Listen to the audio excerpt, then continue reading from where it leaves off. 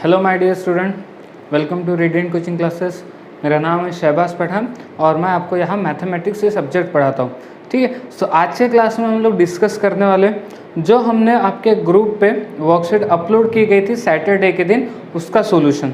ठीक है, अगर कुछ बच्चों के पास अगर वर्कशीट नहीं होगी तो आप वीडियो के डिस्क्रिप्शन में जाके वर्कशीट डाउनलोड कर सकते हो और उसका सोल्यूशन यहाँ पे आप क्लियर कर सकते हो। आप अपने डाउट्स हैं वो क्लियर कर सकते हो।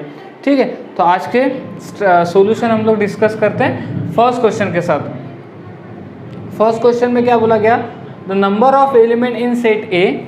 सेट ए के अंदर कितने एलिमेंट्स हैं? सेट ए के अंदर 3 एलिमेंट्स हैं and that of set B is 2, यानी कि सेट बी के अंदर कितने एलिमेंट्स हैं? 2 एलिमेंट्स हैं। तो हमें पूछा गया what are the number of relation from A to B. So number of relation from A to B. तो फॉर्मूला क्या है? डायरेक्ट आपके पास formula 2 to the power n of A, मतलब number of elements into number of elements in set B. तो ये हो जाएगा 2 to the power, number of elements in A कितना है? 3 है। Number of elements in B कितना है? 2 है। तो 2 टू द पावर 6 कितना हो गया? 64। तो आपका करेक्ट आंसर क्या आएगा? 64 आ जाएगा। ठीक है, अच्छा मैंने यहाँ पे ऑप्शन नहीं लिखे बट आपके वर्कशीट में ऑप्शन आपके पास ऑलरेडी गिवन है, तो मेरे ख्याल से डी ऑप्शन है इसका। ठीक है ना, करेक्ट ऑप्शन क्या आ जाएगा? डी। ओके, बात क्लियर होगी। तो काफ़ी सिंपल क्वेश्चन था, कंप्लीटली फॉर्मूला बेस्ड क्वेश्चन था और आई होप कि आपको फॉर्मूला पता है नंबर ऑफ रिलेशन का। ठीक है, उसके बाद सेकेंड इसमें क्या बोला गया? सेकेंड क्वेश्चन को अगर आप ध्यान से देखो तो ये भी काफ़ी सिंपल है बट आपको समझ में आना चाहिए कि क्या बोला, रिक्वायरमेंट क्या है। Let R be the relation in the set N. R एक रिलेशन है जो किस पे गिवन है, या जो रिलेशन डिफाइन किया गया वो कौन से सेट पे डिफाइन किया गया है? नेचुरल नंबर सेट पे डिफाइन किया गया। ठीक है, एन का मतलब क्या है? Natural number set. Given by, उस रिलेशन के अंदर क्या आने वाला है? Ordered pair A B. क्या आने वाला है? Ordered pair A B. A किसके बराबर में है? b - 2 के बराबर में है और b कैसा है? 6 से ग्रेटर है। b कैसा है? 6 से ग्रेटर है। तो हमें पूछा गया चूज द करेक्ट ऑप्शन, तो अपने को करेक्ट ऑप्शन चूज करना है। अब ये क्या बोल रहा है कि ये ऑर्डर्ड पेयर 2,4 कहाँ बिलोंग करे? रिलेशन आर में। ऑर्डर्ड पेयर 2,4 कहाँ बिलोंग करे? रिलेशन आर में। अच्छा, जो पहला एलिमेंट है, पहला एलिमेंट क्या बताता है हमें? a, और सेकेंड एलिमेंट हमें क्या बताता है? b। ठीक है, लेकिन यहाँ क्या बोला है कि b कैसा होना चाहिए? 6 से ग्रेटर होना चाहिए। b कैसा होना चाहिए? 6 से ग्रेटर। इसका मतलब पहला ऑप्शन तो वैसे ही कट हो गया क्योंकि b जो है वो 4 है। ठीक है, अब आते हैं सेकेंड वाले पे। या सेकेंड वाले में क्या बोला? b की वैल्यू 8 अगर है, अब सोचो b की वैल्यू अगर 8 है तो a की वैल्यू कितनी आएगी? b अगर 8 है तो a की वैल्यू कितनी आएगी?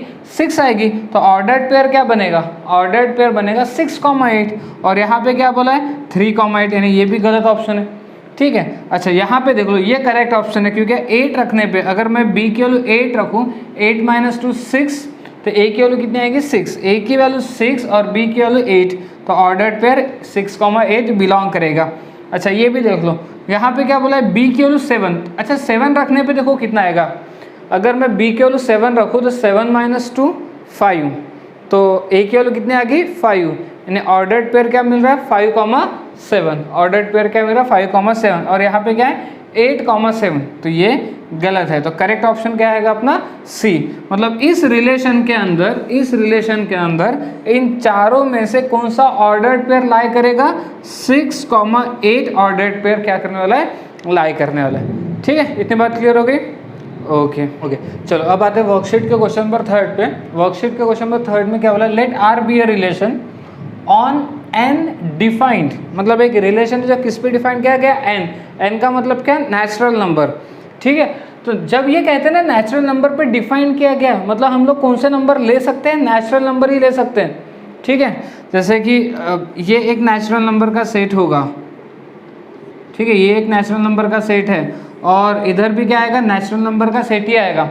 ठीक है, अब कंडीशन क्या है कि x + 2y = 8, x + 2y = 8।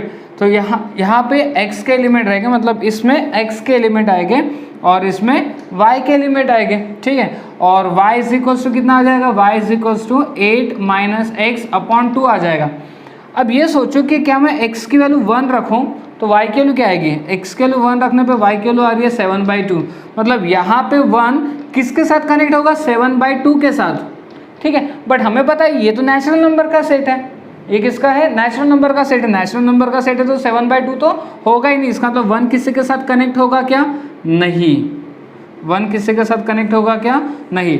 अगर 2 रखूं तो x की वैल्यू अगर 2 रखूं तो y की वैल्यू कितनी आएगी, देखो 2 रखने पे 3 आ जाएगी। तो मतलब 2 किसके साथ, इधर कहीं ना कहीं 3 तो होगा, तो 2 किसके साथ कनेक्ट होगा, 3 के साथ। अगर x की वैल्यू 3 रखूं तो 3 रखने पे कितना आएगा, y की वैल्यू कितनी आ जाएगी, 5/2।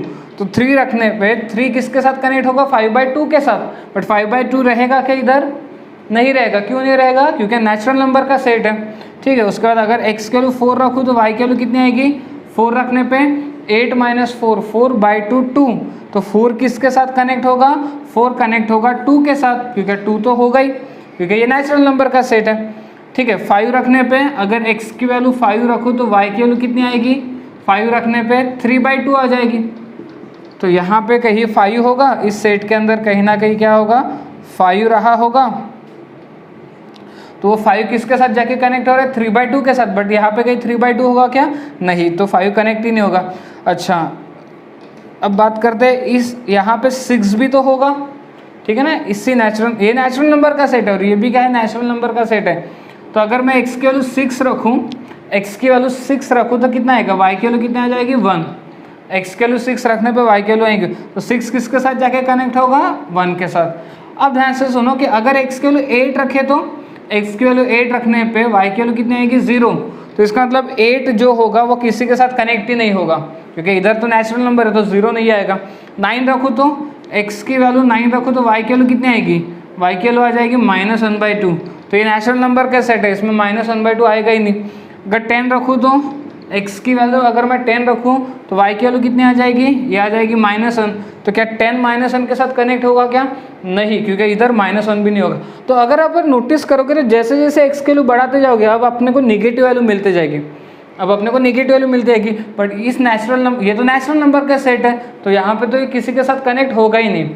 मतलब अगर आप ये देखो कि इस रिलेशन के अंदर ऑर्डर्ड पेयर क्या कौन से आने वाले, ऑर्डर्ड पेयर कौन से आने वाले, तो 2 किसके साथ कनेक्ट हो रहा है, 2 हो रहा है 3 के साथ कनेक्ट, तो एक ऑर्डर्ड पेयर बनेगा 2,3।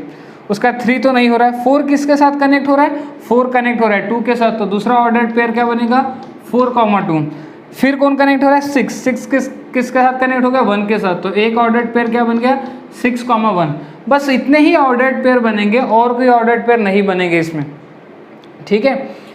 बात क्लियर हो रही है। देखो ये नेचुरल नंबर का सेट है, ये भी नेचुरल नंबर का सेट है। तो शुरुआत हमने की 1 से, 1 रखने पे y कितना दे रहा है, 7/2। तो वो 1 जाके किसी के साथ कनेक्ट होगा क्या, नहीं, क्योंकि नेचुरल नंबर का सेट है। नेचुरल नंबर में कौन से होंगे, 1 होगा, 2 होगा, 3 होगा, 4 5 6 एंड सो ऑन।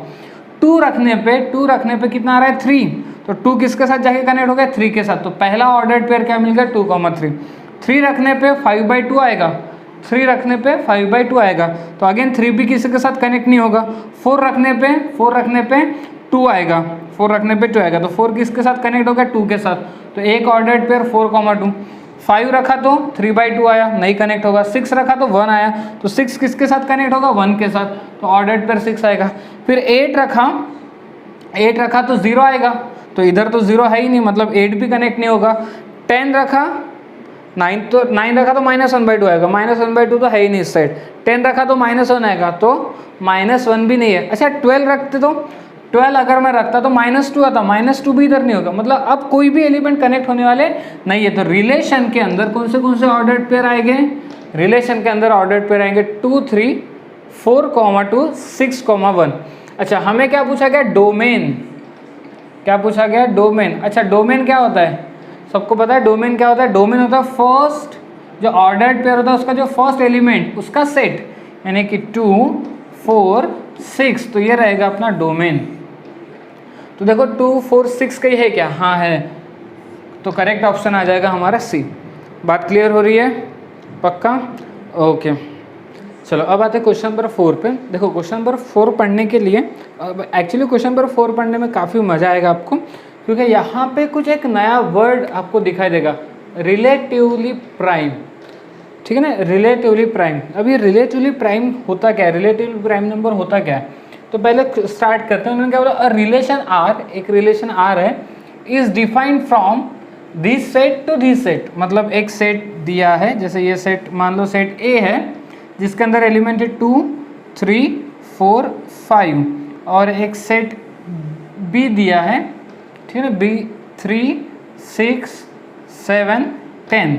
ठीक है, रिलेशन कहाँ से कहाँ तक है, ए टू बी के तरफ रिलेशन है। अच्छा, सेट ए के जो एलिमेंट्स है उसको हम लोग, सेट ए के जो एलिमेंट्स है उसको स्मॉल एक्स से रिप्रेजेंट करेंगे, सेट बी के जो एलिमेंट्स है उसको स्मॉल वाई से रिप्रेजेंट करेंगे। ठीक है, अब x is related with y, जो x है वो y के साथ रिलेट कर रहा है, मतलब इस साइड के एलिमेंट इस साइड के एलिमेंट के साथ रिलेट कर रहा है। बट कंडीशन क्या है कि x उसी के साथ रिलेट करेगा, x is relatively prime to y, मतलब इधर का एलिमेंट उसके साथ ही जाके रिलेशन तैयार करेगा जो रिलेटिवली प्राइम हो। तो पहले तो बात आती है कि रिलेटिवली प्राइम होता क्या है, तो डेफिनेशन देख लो इसका, अच्छे से समझो। Relatively prime, relatively prime number, prime number, अच्छा इसको हम को प्राइम नंबर भी कहते हैं, को प्राइम नंबर, को प्राइम नंबर। ठीक है, अच्छा इसके अगर डेफिनेशन देखी जाए तो ध्यान से सुनना, अभी डेफिनेशन में क्या हो रहा है, two natural number, two natural number whose, two natural number whose HCF highest common factor is 1। दो ऐसे नेचुरल नंबर जिसका कॉमन फैक्टर क्या होता हो, 1 होता हो। ठीक है, तो पहली बात तो देखो, मैंने यहाँ डेफिनेशन अगर आप देखोगे, डेफिनेशन अगर तो मैंने कहीं पे भी डेफिनेशन में प्राइम ये वर्ड का यूज़ नहीं किया, मतलब मैंने प्राइम नंबर के बारे में हम बात नहीं कर रहे हैं, हम बात कर रहे हैं दो ऐसे नेचुरल नंबर जिसका हाईएस्ट कॉमन फैक्टर कितना आ जाए, 1।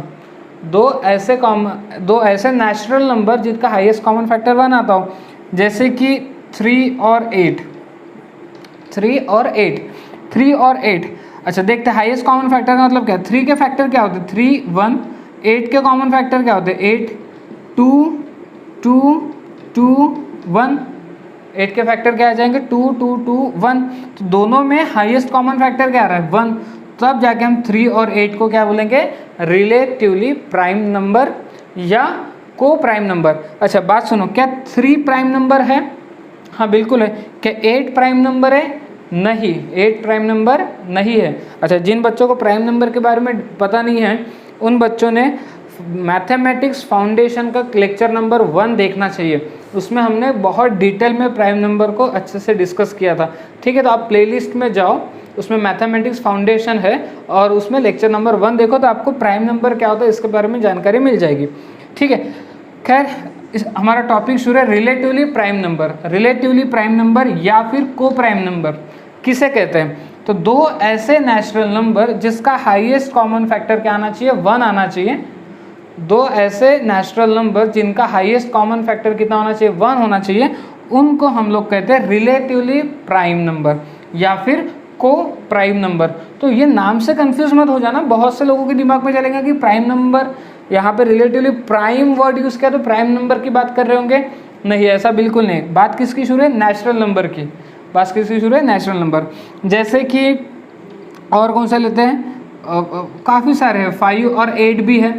5 के फैक्टर अगर आप देखोगे तो 5 × 1, 8 के फैक्टर आप देखोगे तो 2 × 2 × 2 × 1। दोनों में हाईएस्ट कॉमन फैक्टर कितना आ रहा है, 1 आ रहा है। तो 5 और 8 भी क्या है, रिलेटिवली प्राइम नंबर है। और भी काफ़ी सारे हैं, जैसे कि 15 और 16, 15 और 16।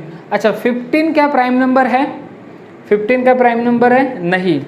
ठीक है ना, जो नंबर सिर्फ खुद के टेबल में आता हो उसी को हम लोग प्राइम नंबर कहते हैं। तो 15 तो 5 के टेबल में भी आता है, 15 3 के टेबल में आता है, 15 खुद के टेबल में तो आता ही, लेकिन 5 के टेबल में भी आता है, 3 के टेबल में भी आता है। तो 15 प्राइम नंबर नहीं है। क्या 16 प्राइम नंबर है, नहीं, क्योंकि 16 2 के टेबल में आता है, 4 के टेबल में आता है, 8 के टेबल में आता है। ठीक है, तो 16 प्राइम नंबर नहीं है। लेकिन क्या ये दोनों रिलेटिवली प्राइम नंबर है, देखते हैं। 15 के फैक्टर देखो, 15 के फैक्टर 3 × 5 × 1।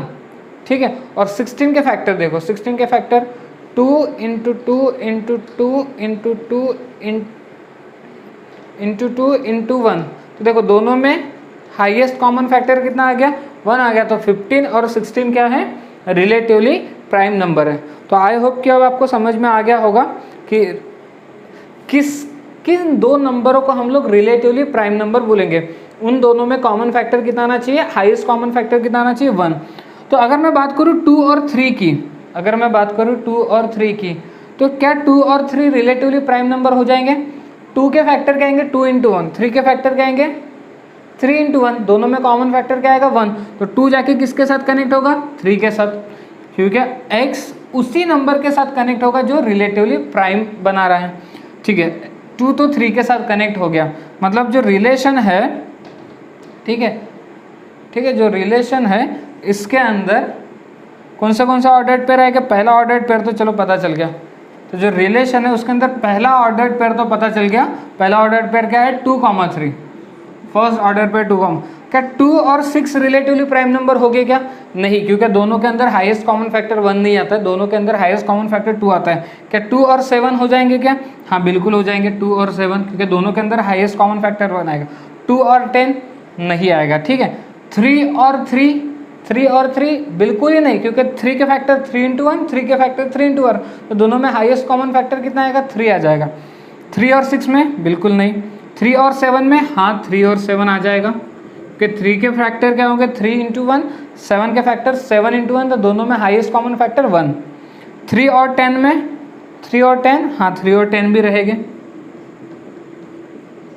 ठीक है, चलो 3 का काम हो गया। 4 और 3 किसके साथ पेयरिंग, अच्छा 2 7 के साथ भी कर रहा था ना, 3 के साथ नहीं कर रहा है, 3 7 के साथ नहीं कर रहा है, 3 7 के साथ कर रहा है, और 3 10 के साथ कर रहा है। 4 और 3 हाँ बिल्कुल रहेंगे, क्योंकि 4 के फैक्टर 2 × 2 × 1, 3 के फैक्टर 3 × 1, दोनों में हाईएस्ट कॉमन फैक्टर 1, तो 4 3 के साथ रिलेशन बनाएगा। 4 6 के साथ नहीं बनाएगा। 4 7 के साथ, हाँ 4 7 के साथ भी बना लेगा, तो 4, 7 भी आएगा एक ऑर्डर्ड पेयर। अच्छा 4, 10 नहीं। अब बात आती है 5 और 3, 5 और 3, हाँ 5 और 3 भी रिलेटिवली प्राइम नंबर है। क्या 5 और 6 रिलेटिवली प्राइम नंबर है, बिल्कुल है। ठीक है, क्या 5 और 7, हाँ 5 और 7 भी रिलेटिवली प्राइम नंबर है। क्या 5 और 10 नहीं, 5 और 10 रिलेटिवली प्राइम नंबर नहीं है। तो रिलेशन के अंदर ये सभी ऑर्डर्ड पेयर आने वाले हैं। ठीक है ना, रिलेशन के अंदर ये सभी ऑर्डर्ड पेयर आने वाले। हमें क्या बोला गया, डोमेन, हमें बोला गया डोमेन। अच्छा डोमेन क्या होता है, डोमेन होता है फर्स्ट ऑर्डर्ड पेयर के एलिमेंट्स देखना है।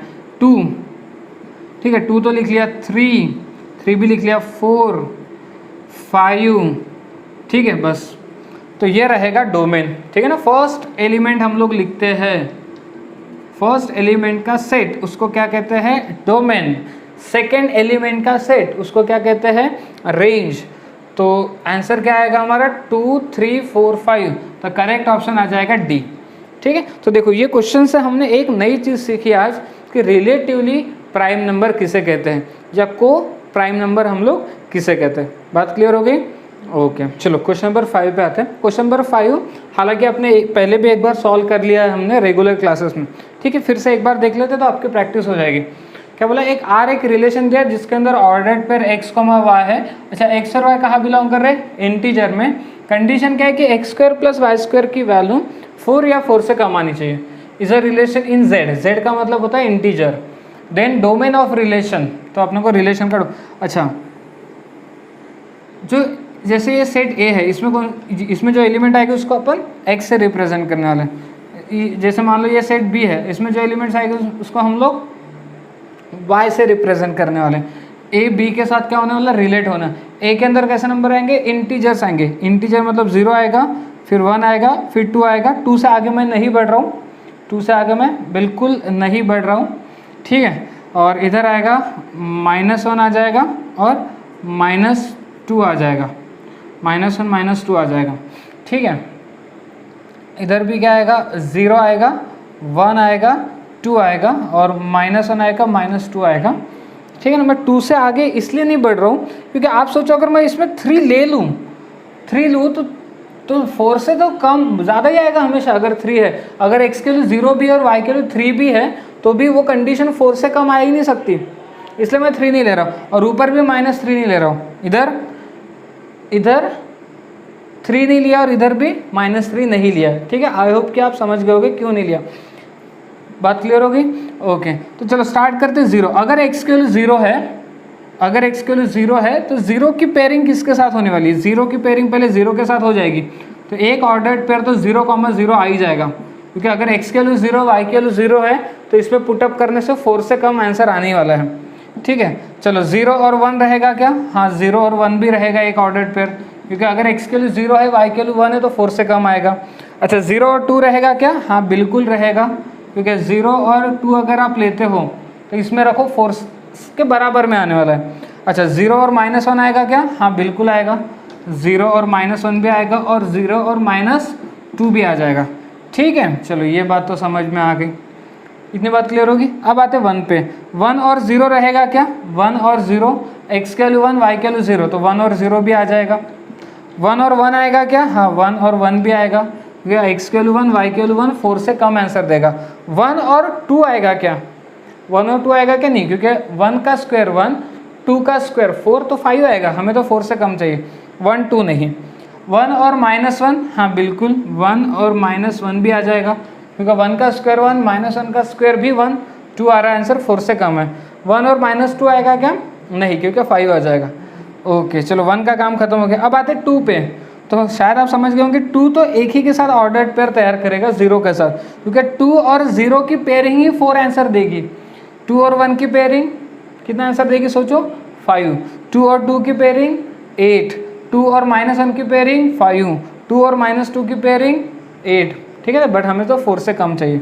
ठीक है, चलो इनका काम हो गया। 2 सिर्फ एक ही के साथ करेगा 0। अब ये रह गए, तो -1 किसके साथ पेयरिंग करेगा? -1 पेयरिंग करेगा 0 के साथ।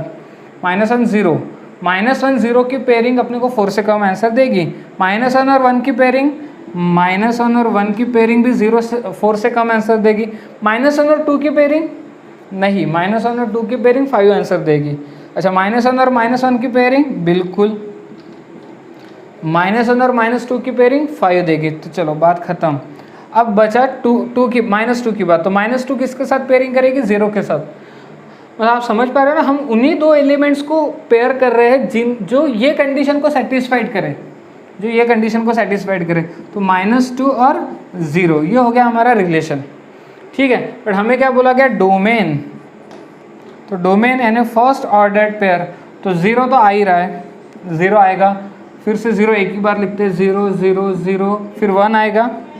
ठीक है, 1 लिख लिया, 1 भी लिख लिया। 2 आएगा, फिर -1 आएगा, फिर -1 लिख लिया, -1 लिख लिया, -2 आएगा।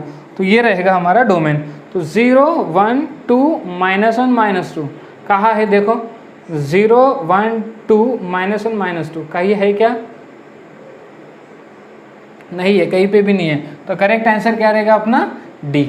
ओके, एक मिनट, ये जो सी ऑप्शन है इसके अंदर 2 है। ठीक है, ये जो सी ऑप्शन है उसके अंदर 2 है, मैंने बाय मिस्टेक वो लिखा नहीं, तो करेक्ट ऑप्शन रहेगा अपना सी। ठीक है, ओके। वर्कशीट के क्वेश्चन नंबर 6 पे आता है। लेट सेट ए दिया है हमें, एक सेट ए दिया है जिसमें 1 2 3 4 एलिमेंट आ रहे हैं and R be a relation on A defined by. एक रिलेशन दिया है जो किस पे डिफाइन किया गया? सेट ए पे, जिसके अंदर ऑर्डर्ड पेयर ए बी आ रहे हैं। ए और बी दोनों के दोनों कहाँ बिलोंग कर रहे हैं? सेट ए में। और कंडीशन क्या है कि ए इंटू बी क्या आना चाहिए? इवन नंबर आना चाहिए। जैसे कि मान लो ये सेट ए दिया है, ठीक है, और ये दूसरा जो सेट है ये भी ए ही गिवन है हमें। ठीक है, सो ए के अंदर कौन सा एलिमेंट है? 1 2 3 4, और इधर भी ए के अंदर 1 2 3 4। तो ये ए इसी ए के साथ रिलेट कर रहा है, तो जो रिलेशन है। तो अब हमें ऐसे ऑर्डर्ड पेयर देखना है जिनका मल्टीप्लीकेशन इवन नंबर आए। तो 1 अगर 1 के साथ मल्टीप्लाई होगा तो कितना आएगा आंसर? 1 आएगा। तो इवन नंबर है क्या? नहीं। 1 अगर 2 के साथ मल्टीप्लाइड होगा तो 2 आएगा, यानी पहला ऑर्डर्ड पेयर 1, 2 आ जाएगा। 1 3 के साथ मल्टीप्लाई होने पे 3 आएगा which is not even number. 1 4 के साथ मल्टीप्लाई करने पे 4 आएगा विच इज़ इवन नंबर। तो दूसरा ऑर्डर्ड पेयर 1, 4। 2 तो सभी के साथ पेयरिंग करेगा, क्योंकि 2 को किसी के साथ भी मल्टीप्लाई करो हमेशा इवन नंबर ही आने वाला है। 2 1 के साथ मल्टीप्लाइड होगा, 2 2 के साथ मल्टीप्लाइड होगा तो भी इवन नंबर। 2 3 के साथ मल्टीप्लाइड होगा तो भी इवन नंबर। 2 4 के साथ मल्टीप्लाइड होगा तो भी इवन नंबर। 3 1 के साथ मल्टीप्लाई करने पे 3 आएगा, 3 2 से मल्टीप्लाई करने पे 6 आ रहा है, तो 3 2 एक ऑर्डर्ड पेयर आएगा। 3 3 से मल्टीप्लाई करने पे 9 आ रहा है, और 3 4 से मल्टीप्लाई करने पे 12 आ रहा है, तो 3 4 आ जाएगा। 4 तो सबके साथ मल्टीप्लाई करो, ठीक है, क्योंकि इवन नंबर मिलना ही है। तो 4 × 2, फिर 4 × 3, और फिर 4 × 3, फिर 4 × 4, ठीक है। तो ये रहेगा रिलेशन। तो हमें क्या पूछा गया? अच्छा, इस बार हमें रेंज पूछी गई।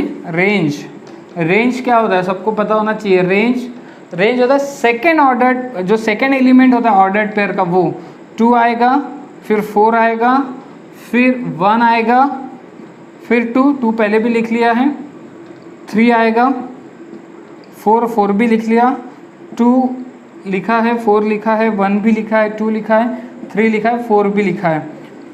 तो रेंज क्या है? 2 4 1 3। तो हमारा करेक्ट आंसर आएगा 2 4 1 3। कहीं है क्या? हाँ, तो करेक्ट ऑप्शन आ जाएगा ए।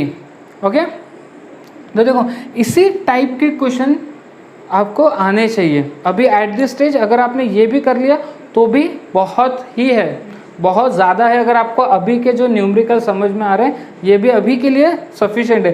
जैसे जैसे आप टाइम बिताते जाओगे, जैसे जैसे आप अपने स्टडी में आगे बढ़ते जाओगे, और बहुत अच्छे अच्छे क्वेश्चन आपको देखने मिलते जाएंगे, ठीक है। ओके, वन में क्या बोला? If A and B be the 2 set such that A cross B consist 6 element. A और बी 2 सेट है, और ए क्रॉस बी करने पे कितने एलिमेंट आ रहे हैं? 6 एलिमेंट आ रहे हैं। ए क्रॉस बी के अंदर 6 एलिमेंट आ रहे हैं। If 3 element of A cross B are, मतलब देखो ए क्रॉस बी के अंदर 6 एलिमेंट आने वाले हैं, जिसमें से 3 एलिमेंट आपको पता है, 1, 4, 2, 6, 3, 6। ये 3 एलिमेंट हमें पता है। हमें बाकी के 3 एलिमेंट नहीं पता, तो कोई बात नहीं, ठीक है। देन बी क्रॉस है, तो बी क्रॉस है अपने को फाइंड आउट करना। अच्छा, ये बात हमें पता है कि जो पहला एलिमेंट होता है ये कहाँ से बिलोंग करता है? सेट ए से। इसका मतलब सेट ए में 1 होगा, उसके बाद 2 होगा, उसके बाद 3 होगा, और जो दूसरा एलिमेंट है वो कहाँ बिलोंग करता है? सेट बी में। तो इसका मतलब बी में 4 होगा, 6 होगा, और एक ही बार लिखते हैं, ठीक है। यही 2 एलिमेंट रहे होंगे। तो क्या ए क्रॉस बी का मल्टीप्लीकेशन 6 आएगा क्या? देखो इसके अंदर कितने एलिमेंट है? 3। इसके अंदर कितने एलिमेंट है? 2। तो 3 × 2 6, यानी 6 एलिमेंट आएंगे। तो देखो अब बात क्या है? 1 4 एक पेयरिंग बन गई, 1 4 एक पेयरिंग बन गई, 1 6 एक पेयरिंग बनेगी। इसका मतलब एक एलिमेंट 1, 6 तो हो गई। नहीं की बात दिमाग में, ए के अंदर 1 2 3 आ गई, ये तो पता चल गया, क्योंकि पहला एलिमेंट ए में बिलोंग करता है, दूसरा एलिमेंट बी में बिलोंग करता है। तो बी में 4 होगा, 6 होगा, 2 बार नहीं लिखते, ठीक है। तो अब आप ये सोचो कि ऑर्डर्ड पेयर क्या बनेंगे? 1 4 एक ऑर्डर्ड पेयर बनेगा, तो 1 4 ऑलरेडी लिखा है। 1 6 एक ऑर्डर्ड पेयर बनेगा, फिर 2 4 एक ऑर्डर्ड पेयर बनेगा, 2 4 नहीं लिखा है। उसके बाद 2 6 एक ऑर्डर्ड पेयर बनेगा, 2 6 है। 3 4 एक ऑर्डर्ड पेयर बनेगा, 3 4 एक ऑर्डर्ड पेयर बन गया, और 3 6 एक ऑर्डर्ड पेयर बन। तो ए क्रॉस बी के अंदर जो 6 एलिमेंट आने वाले वो पता चल गया हमें, ठीक है, कि ये 6 एलिमेंट रहेंगे। बट हमें बी क्रॉस ए निकालना है। हमें क्या करना है? B cross A. तो बी में जो एलिमेंट है उसकी पेयरिंग करेंगे ए के एलिमेंट के साथ। तो पहले 4 की पेयरिंग करते हैं। तो 4 1 4 2 4 1 4 2 4 3। उसके बाद फिर 6 1 6 1 6 2 6 3। तो ये आ जाएगा आपका बी क्रॉस ए, ठीक है। मैंने इसका ऑप्शन नहीं लिखा है, आप मैच कर लेना आंसर किसके साथ आएगा। ओके, ठीक है। चलो वर्कशीट के अब लास्ट क्वेश्चन पे आते हैं, और मेरे ख्याल से ये क्वेश्चन तो सबको आ गया होगा। बहुत ही सिंपल क्वेश्चन है, ठीक है। इन्होंने क्या बोला कि एक ऑर्डर्ड पेयर दिया है, जैसे ये ऑर्डर्ड पेयर x/2 - 1 y/9 + 1, ये ऑर्डर्ड पेयर इक्वल में है किसके? 2, 1 के। अब 2 ऑर्डर्ड पेयर इक्वल मतलब पहला एलिमेंट पहले एलिमेंट के बराबर में होगा, यानी कि x/2 - 1 ये किसके बराबर में आएगा? 2 के। और जो दूसरा एलिमेंट है y/9 + 1 ये सेकेंड एलिमेंट के बराबर में होगा, यानी कि 1 के। तो एक काम करता हूँ, मैं -1 को शिफ्ट करता हूँ। तो x/2 -1 शिफ्ट होगा तो 3 हो जाएगा, फिर 2 को शिफ्ट कर तो x की वैल्यू कितनी मिल गई? 6। ठीक है, x की वैल्यू हमें मिल गई 6। अच्छा 1 को उधर शिफ्ट करूँगा तो 0 आएगा, यानी y/9 की वैल्यू 0, तो y की वैल्यू कितनी आ गई 0, यानी कि x की वैल्यू आ गई 6, y की वैल्यू आ गई 0। तो ऐसा कोई ऑर्डर, ऐसा कोई आंसर है क्या जिसमें पहला 6 दूसरा 0 हो? तो करेक्ट ऑप्शन आ जाएगा आपका बी, ठीक है ना, करेक्ट ऑप्शन बी आ जाएगा। ठीक है, तो यहाँ हम लोगों की जो आपको वर्कशीट दी गई थी सैटरडे के दिन, वो उसका कंप्लीट सॉल्यूशन हमने यहाँ डिस्कस कर लिया। अगर आपको कोई प्रॉब्लम होगी आपके वर्कशीट के किसी क्वेश्चंस में, तो आप सॉल्यूशन अच्छे से देख लो, अच्छे से समझ लो, ठीक है। ओके, तो आज हम लोग यहीं पे स्टॉप हो गए। नेक्स्ट हमारा जो चैप्टर है फंक्शन, उसको हम नेक्स्ट क्लास से कंटिन्यू करेंगे, ठीक है। ओके, तो हाँ, वीडियो को लाइक करना भूलो मत, ठीक है ना, लाइक करते जाओ। और अगर आपने चैनल अब तो सब्सक्राइब नहीं किया तो उसको सब्सक्राइब करो, अपने जो फ्रेंड्स हैं उनके साथ फॉरवर्ड करो वीडियोस को, ठीक है। उनको भी बताओ कि देखिए हमारा सिलेबस ऑलरेडी स्टार्ट हो चुका है, तो उनका भी बेनिफिट होगा, वो भी ये देखेंगे तो उनका भी नॉलेज बढ़ेगा, ठीक है। तो अपने दोस्त की हेल्प करना आपका काम होता है, ठीक है। तो वीडियो को शेयर करो ज़्यादा से ज़्यादा, जो भी आपके फ्रेंड्स हैं उनके साथ, ठीक है।